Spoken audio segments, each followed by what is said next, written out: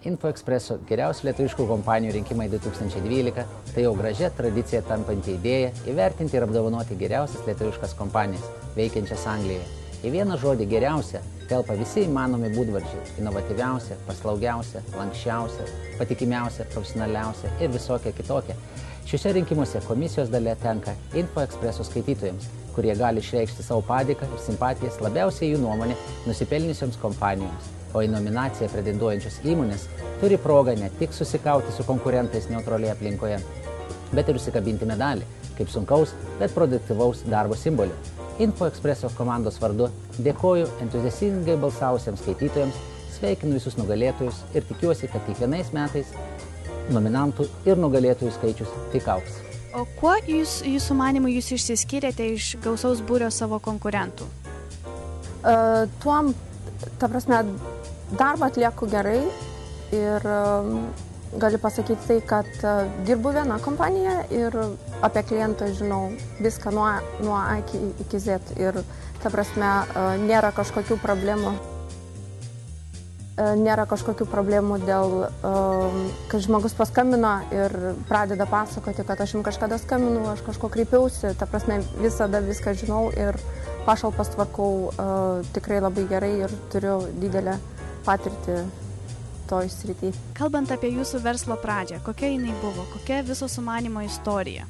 Tai čia buvo labai jau senai iš tikrųjų, nes tokio kaip Bernelių užlygos Londone tikrai trūko, ką ir dabar rodo žmonių srautai ir tai ne pabaiga dar.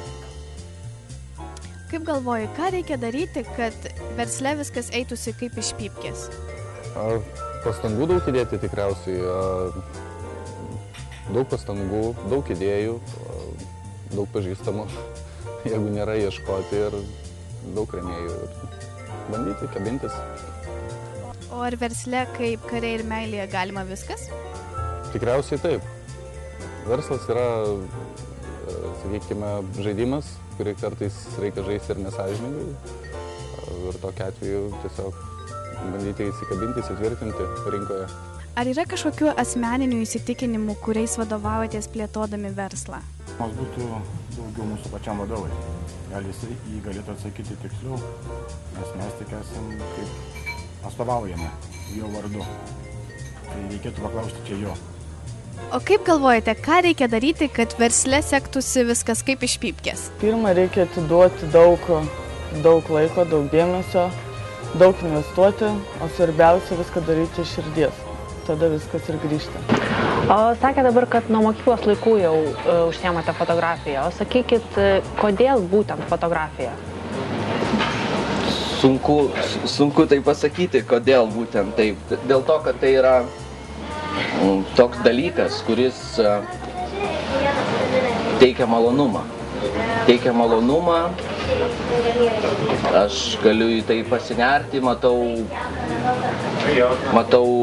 ir kuriu naujas idėjas, žinau, kad galiu tobulėti ir tai tiesiog įsuka. Tai manau todėl.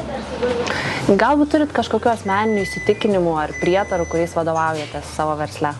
Versle turi būti, su savo klientais turi būti atviras ir sąžiningas. Čia yra svarbiausia. Kad klientai žinotų, kas vyksta, kaip vyksta, kokie procesai, jisai turi žinoti, kaip tai yra padaroma, kad jisai gaus geriausią paslaugą ar geriausią produktą, kad gautų iš mūsų visus patarimus. Kad jisai yra mūsų klientas ir mes norim, kad jisai būtų patenkintas ir jisai dar atvestų dar 100 naujų savo draugų, mums naujų klientų. Kaip manote, kuo išsiskiriate iš kitų nominantų savo kategorijoje? Mes darome labdarą, ne tik dėl savęs dirbame, o dėl mažųjų vaikų Lietuvoje. Tai nėra labai lengvas darbas, tai, kaip sakoma, tarptautinis netgi, tiek Lietuvoje, tiek čia mes turime didelį darbą atlikti. Ir tai, ką dabar matote, tai yra tiesiog kulminacija viso to sunkaus darbo. Dažnai sakoma, kad versle taip kaip loterijoje, niekad nežinai, kas tavęs laukia. Kokie jūsų didžiausi laimėjimai ir pralaimėjimai?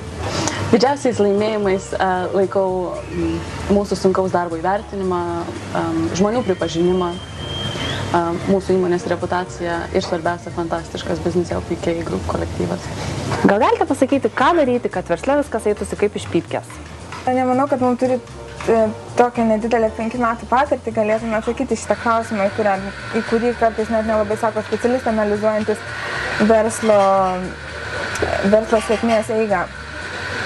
Manau, kiekviena kompanija praeina pro sėkmės ir nesėkmės kalnelius ir ne visada viską susumavus gali surasti nesibaigiančią sėkmės formulę. Manau, gal vienas iš kriterijų būtų sąžiningumas, ypatingai medicinos srityje. Tarsi tarno širdis, kur žmogus atėjęs galėtų